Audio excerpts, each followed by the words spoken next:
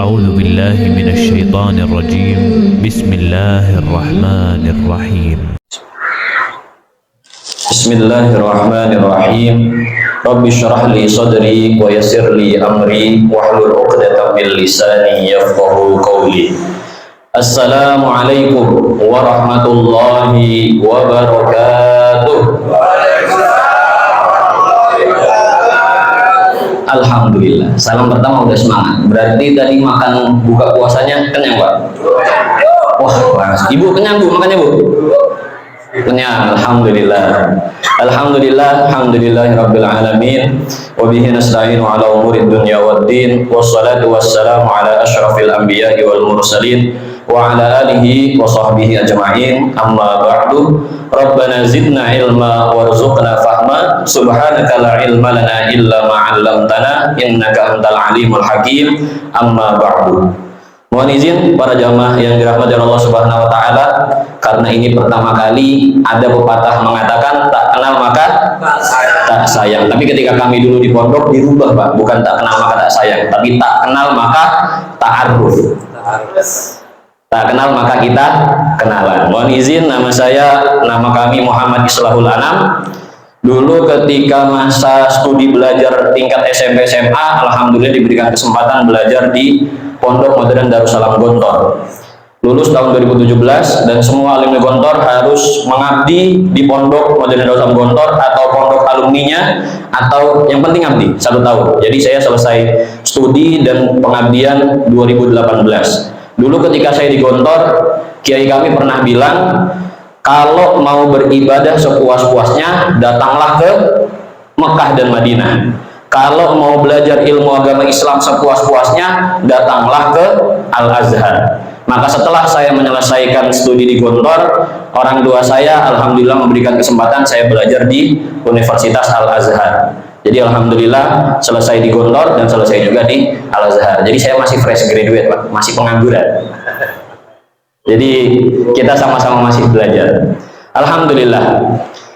Insya Allah pada kesempatan kali ini kita akan sedikit membahas cepat saja. Kalau di dalam agama Islam kita tahu bahwasannya agama Islam itu adalah agama yang sempurna. Islam mengajarkan kepada kita bagaimana kita merespon setiap fase kehidupan yang kita jalani. Pertanyaannya, Pak, selama menjalani kehidupan, apakah Bapak merasakan kesenangan terus? Tidak. Apakah Bapak selalu merasakan gembira terus? Bapak merasakan tenang terus? Pasti akan merasakan yang namanya sedih, susah, gelisah, dan sempit hati. Nah, Islam mengajarkan bagaimana kita merespon fase-fase kehidupan ini. Yang ingin kita bahas saat ini adalah bukan ketika fase ketika senang, ketika bahagia, ketika nyaman, tetapi ketika kita merasakan kegelisahan, kesusahan hati, dan kesempitan hati. Karena biasanya kalau udah pusing, gelisah, biasanya ada istilah healing. Bener nggak? Bapak pernah dengar istilah healing, Pak? Healing, akhirnya bukan healing, yang ada malah hilang. Jadinya bukan healing tapi malah hilang orangnya, gara-gara mungkin kena musibah dan sebagainya. Nah, maka dari itu Imam An-Nawawi di dalam kitab Nasha'ihul Ibad memberikan kita cara ketika kita merasakan kegelisahan hati dan kesempitan hati. Beliau mengatakan di dalam kitabnya, salah satu tufarriju al-khusus, ada 3 cara untuk menghilangkan kesempitan hati.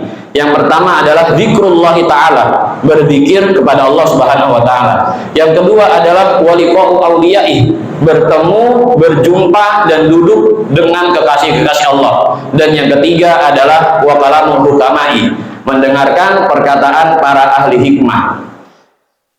Al-Imam Asy-Syarqawi mengatakan di dalam kitab Syarhul Hikam, fa innal insana syai'ani, ruhun wa jasadun. Sesungguhnya manusia itu terdiri dari 2 komponen. Yang pertama adalah ruh dan yang kedua adalah jasad. Kalau manusia ruhnya sudah dicabut, kita masih nyebut dia manusia nggak, Pak? Kita nyebutnya biasanya mayit, orang yang mati. Kebalikannya, kalau cuma ruhnya terus gentayangan, biasanya kita nyebutnya setan, pocong, kuntilanak, dan sebagainya. Nah, begitulah manusia. Ketika dia menyadari bahwasanya di dalam dirinya bukan cuma anggota tubuhnya, bukan cuma matanya dan sebagainya, dan juga bukan cuma ruh, tetapi dua komponen yang saling melengkapi, maka nutrisi untuk dua komponen tersebut berbeda-beda. Cara mentreatmentnya pun berbeda-beda. Bu, kalau tubuh kita lapar, yang harus kita lakukan adalah makan. Kalau tubuh kita haus, yang harus kita lakukan adalah minum. Ibu, kalau mau cantik, yang harus dilakukan adalah ke salon. Habis ke salon beli skincare, habis beli skincare beli sunscreen, beli lip balm, beli lip tint. Kok Ustaz tahu? Ya melihat di medsos kan banyak, Pak. Jadi sebelum tidur yang dilakukan ibu-ibu banyak banget untuk perawatan wajahnya biar dibilang cantik. Kalau bapak-bapak mau badannya keker, biasanya ngapain? Nge-gym, ya nggak? Olahraga.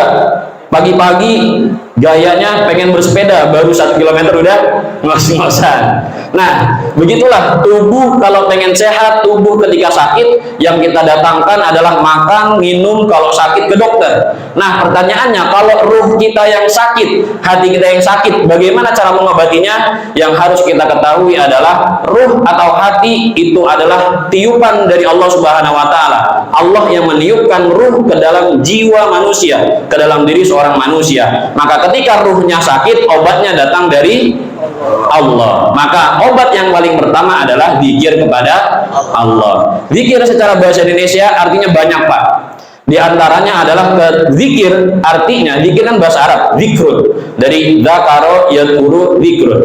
Artinya bisa menyebut, bisa juga mengingat. Maka ketika kita berzikir, kita menyebutkan asma Allah, dari subhanallah, alhamdulillah, Allahu akbar, la ilaha illallah. Dan ketika kita berzikir juga, ketika kita menyebutkan nama-nama Allah, saat itu kita memikirkan Allah atau memikirkan uang kita, Pak? Memikirkan harta kita? Yang benar. Biasanya lidah kita nyebut nama Allah, tapi hati kita enggak mengingat Allah. Nah, ini yang harus kita perbaiki. Maksud dari zikir itu, Pak, jadi ketika kita menyebut nama Allah, di samping itu juga kita harus mengingat nama-nama yang kita sebutkan. Maka itulah akan menjadi obat ketika kita merasakan kegelisahan dan kesempitan hati. Maka amalan yang paling pertama ketika kita berzikir kepada Allah adalah dengan mengucapkan kalimat la ilaha illallah. Kalau bapak-bapak cermati, ketika imam selesai sholat dan berzikir setelah subhanallah, alhamdulillah, akbar, biasanya imam akan mengatakan afdolul dzikri fa'lam. Ada yang tahu artinya, Pak? Yang tahu boleh pulang duluan, gak usah sholat raweh. Afdalul dzikri artinya sebaik-baik dzikir, fa'lam, ketahuilah, annahu, bahwasanya sungguhnya itu la ilaha illallah. Ini sesuai dengan sabda Rasulullah sallallahu alaihi wasallam ketika itu sahabat Abu Dzar Al-Ghifari bertanya kepada Rasulullah, "Wahai Rasulullah, berikanlah kepadaku wasiat." Kemudian Rasulullah menjawab, apabila kamu melakukan kesalahan, maka ikutilah dengan kebaikan, karena kebaikan senilai satu kebaikan, karena satu kebaikan senilai dengan 10 kebaikan. Kemudian Abu Dzar menanyakan kembali, la ilaha illallah minal hasanat, apakah la ilaha illallah, mengucapkan lafaz la ilaha itu termasuk kepada kebaikan?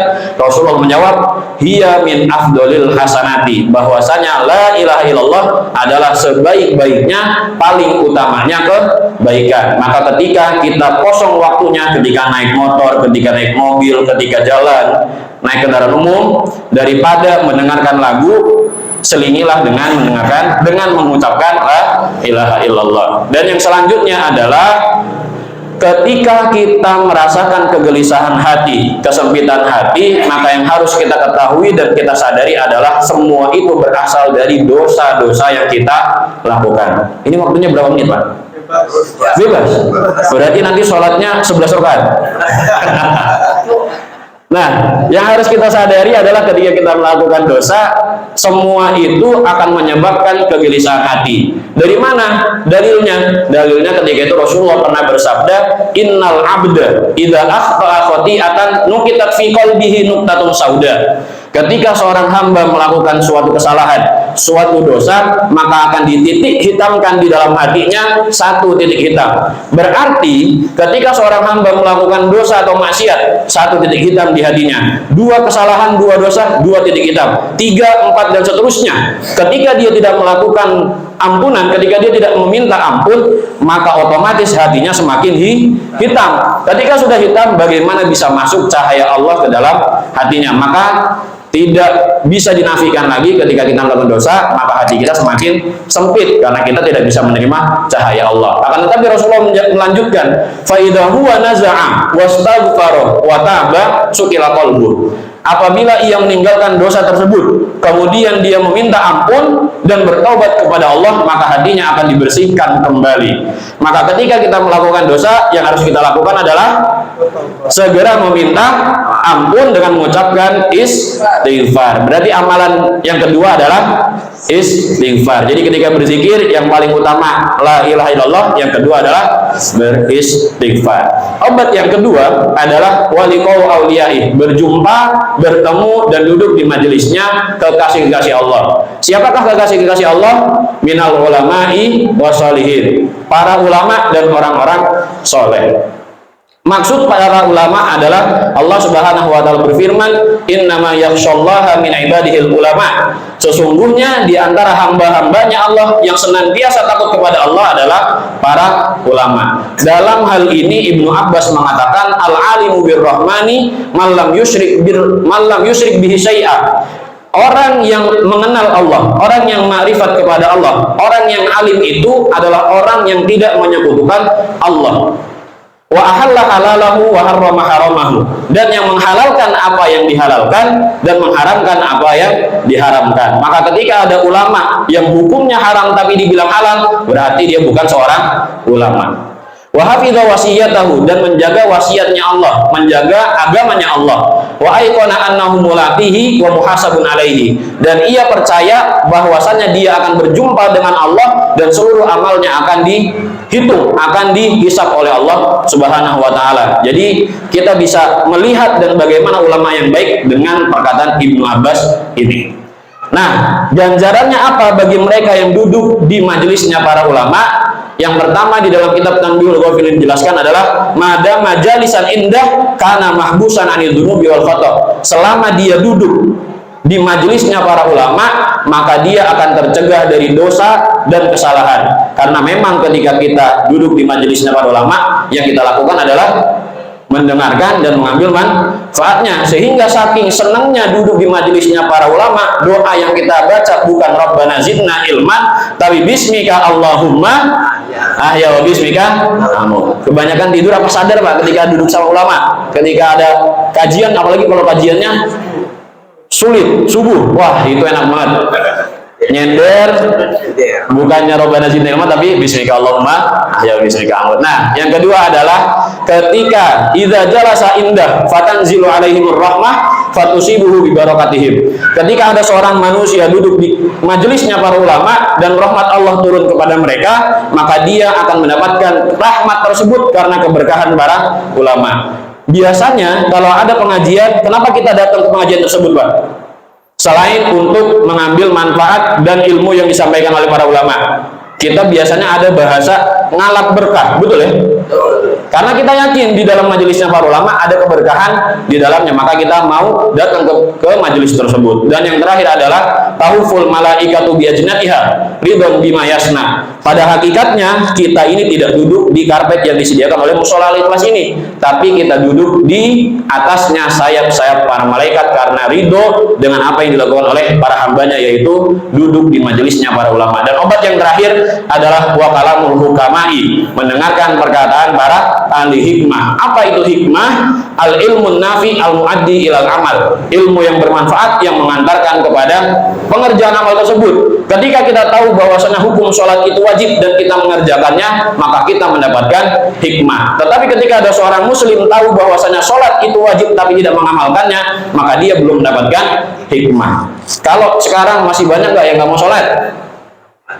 Wah banyak, bukan saya yang ngomong. Berarti bapak-bapak sendiri yang melihat kejadian tersebut dan fakta tersebut. Nah, maka dari itu Rasulullah pernah bersabda kepada umatnya, ketika ada seorang manusia, ketika ada seorang hamba tidak pernah duduk di majelisnya para ulama selama 40 hari, maka hatinya akan menjadi keras. Ketika hatinya keras, dia akan berani untuk melakukan dosa-dosa besar. Karena ilmu adalah cahaya kehidupan, hayatul qalbi, kehidupan dari hati. Maka dari itu Rasulullah juga pernah bersabda, alaikum bimujalasatil ulama'i wastimai kalamil hukama.